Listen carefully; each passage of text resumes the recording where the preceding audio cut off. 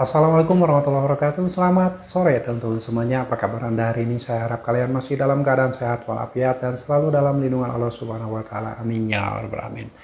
Nah, Anda yang sampai saat ini masih rajin menggunakan pinjaman online, masih rajin membayar sekuat tenaga, masih terus maksa bayar pinjol.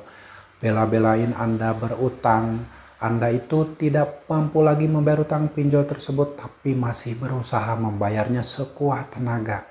Anda adalah kumpulan orang-orang yang akan dimiskinkan oleh pinjaman online secara perlahan-lahan. Ya, cuman saat ini Anda belum menyadarinya. Padahal nanti kalau misalkan Anda sudah merawat pinjol tersebut di atas 6 bulan, di atas 1 tahun, di atas 2 tahun, Anda akan merasakan bahwa ternyata benar ketika Anda berusaha merawat pinjol tersebut, semua yang Anda miliki akan habis perlahan-lahan tergerus. Ya, cuman ya untuk saat ini karena Anda masih berpikir masih butuh uang, masih butuh limit yang besar sehingga terus-terusan dirawat pinjol tersebut, maksa untuk bayar ya.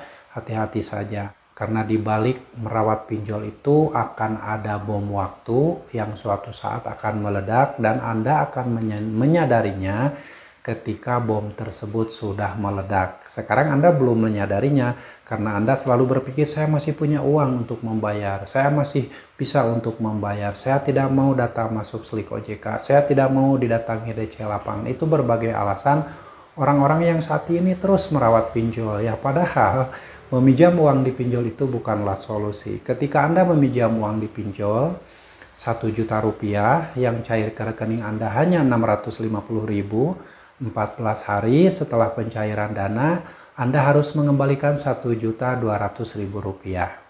Nah, dalam waktu 2 minggu tersebut Anda sudah harus menyetor uang Anda lebih dari 500.000 rupiah. Ya, dalam waktu 2 minggu. Nah, nanti karena Anda berpikir untuk menjaga skor kredit agar tetap bagus, Anda berpikir agar limit di pinjol tersebut terus naik, akhirnya Anda pinjam lagi tuh limit yang ditawarkan berikutnya. Sebagai contoh, misalkan limitnya jadi 1.500.000. Anda ambil 1.500.000 tersebut, Anda pinjam dan ternyata yang cair ke rekening Anda itu hanya 1.100.000 rupiah. Ya, 14 hari kemudian ternyata Anda diminta untuk mengembalikan 1.800.000 rupiah. Terus seperti itu. Dan dalam waktu 2 minggu tersebut Anda harus menyetor 700.000 rupiah. Uang Anda itu bukan uang. Nah, setelah itu limit pinjaman semakin naik. Misalkan limitnya jadi 2 juta rupiah. Anda pinjam lagi karena Anda berpikir bahwa limit saya semakin naik nih. Anda pinjam lagi 2 juta rupiah. Ternyata yang cair ke rekening Anda hanya 1.500.000. 14 hari kemudian setelah pencairan dana harus dikembalikan 2.400.000. Terus seperti itu. Anda tidak sadar bahwa yang Anda pinjam tersebut adalah uang Anda sendiri dari pembayaran sebelumnya. Terus seperti itu. Coba kalau Anda rawat pinjol tersebut selama 1 tahun, 2 tahun, 3 tahun, berapa banyak uang Anda yang disetorkan ke pinjol?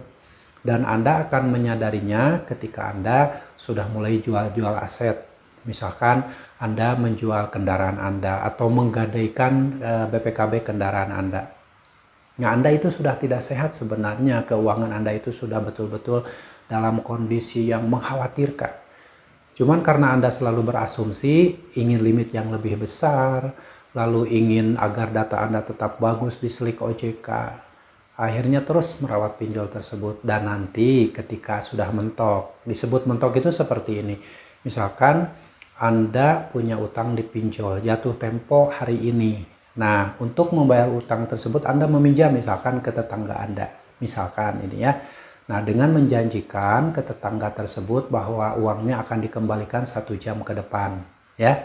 Setelah itu Anda dikasih pinjaman lah oleh tetangga Anda karena dijanjikan 1 jam akan dikembalikan.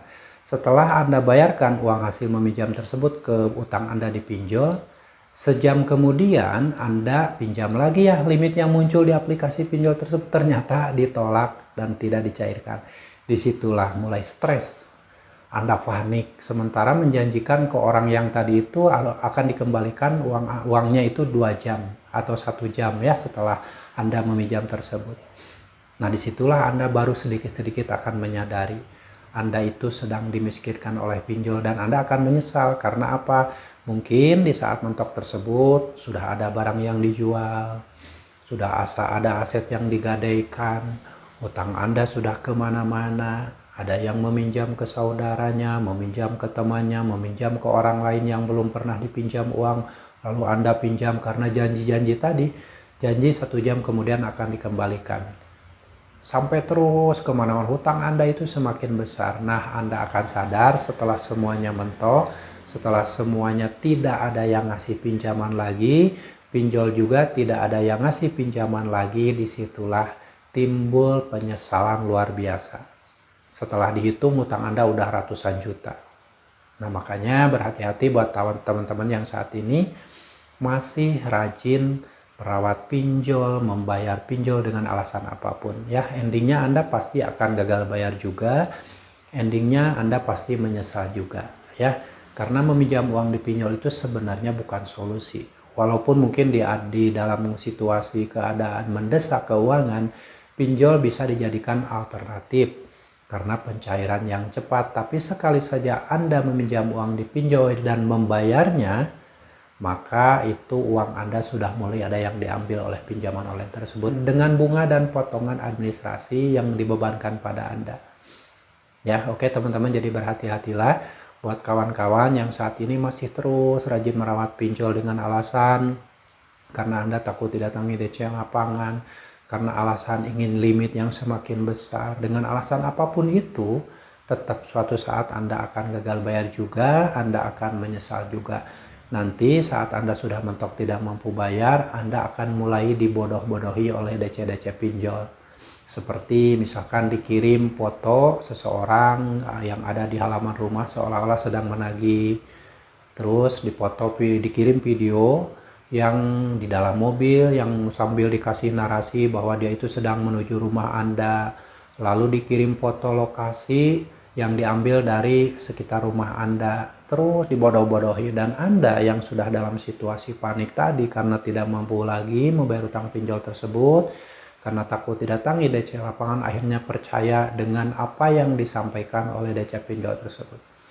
Padahal itu hanyalah strategi untuk menakut-nakuti Anda, untuk membodoh-bodohi Anda. Dan Anda akan mengikuti sarannya untuk akhirnya gali lubang, tutup lubang lagi, mencari dana tanggalan lagi karena takut didatangi DC lapangan. Anda pontang-panting nyari duit untuk membayar utang pinjol hanya karena Anda dikirim foto seseorang sedang di halaman rumah atau sedang di teras rumah seolah-olah dia sedang menagih utang. Ya, hati-hatilah buat kawan-kawan yang saat ini masih menggunakan pinjol ya, tapi terserah kalian, cuman saya hanya menyarankan untuk ekstra hati-hati karena meminjam uang di pinjol itu bukanlah solusi, tapi itu adalah pintu menuju kehancuran hidup Anda. Meminjam uang di pinjol itu adalah jalan untuk menghancurkan hidup Anda, untuk menghabiskan harta benda Anda. Ya, suatu saat kalau Anda sudah merasakannya, Anda akan betul-betul merasa bahwa oh ternyata benar yang disampaikan oleh si A tersebut. Mungkin saat ini, saat Anda masih merasa bahwa Anda itu masih mampu bayar, Anda tidak akan pernah membenarkan apa yang saya sampaikan ini. Anda terus-terusan maksa bayar pinjol, Anda merasa masih ada orang yang masih pinjam untuk bayar pinjol tersebut. Tapi hati-hatilah ya kawan, suatu saat nanti Anda akan menyesal dan Anda akan terus-terusan dibodoh-bodohi oleh pinjol. Walaupun mungkin Anda seorang yang cerdas, seorang yang pintar, pendidikan tinggi, tapi kalau berhubungan dengan pinjol, saat Anda tidak mampu bayar, Anda akan berhasil dibodoh-bodohi oleh DC-DC pinjol yang kebanyakan mungkin yang masih anak-anak muda, yang masih ingusan, itu berhasil membodoh-bodohi Anda, berhasil menakut-nakuti Anda, dan akhirnya bisa berhasil untuk menghancurkan hidup Anda. Konsep pinjaman online itu sebenarnya membantu sambil menjebak dan menjerat. Setelah terjerat, maka endingnya si pinjol tertawa, hidup Anda sengsara. Oke, jadi berhati-hati buat kawan-kawan yang saat ini masih rajin-rajin untuk membayar utang pinjol, maksa bayar pinjol karena sebuah alasan takut selik OJK, takut didatangi DC lapangan, dan ketakutan-ketakutan lain yang mana itu adalah tercipta dari pikiran Anda sendiri yang akhirnya mencelakakan Anda sendiri. Oke, semoga sharing ini bermanfaat. Dan ingat kawan, semua yang saya sampaikan ini berdasarkan pengalaman saya pribadi dan pengalaman orang-orang yang sudah menggunakan pinjaman online. Semoga bermanfaat dan kalian harus tetap semangat, perjuangkan masa depan kalian, perjuangkan masa depan keluarga kalian. Jangan pernah lagi memperjuangkan masa depan pinjaman online. Sampai jumpa lagi di video saya selanjutnya. Wassalamualaikum warahmatullahi wabarakatuh.